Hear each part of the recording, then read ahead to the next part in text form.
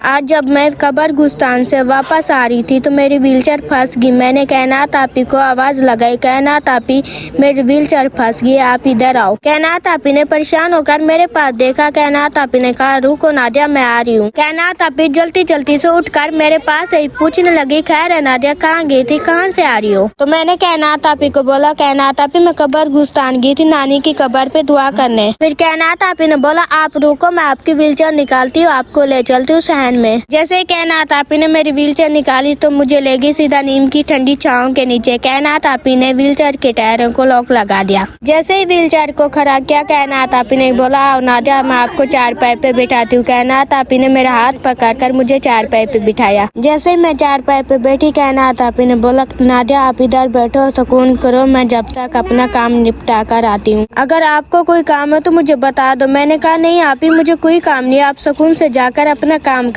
मैं वहाँ पर बैठ गई। कायनात आपी जाकर अपने कपड़े धोने लगी। यही हमारा प्यार और असल जिंदगी।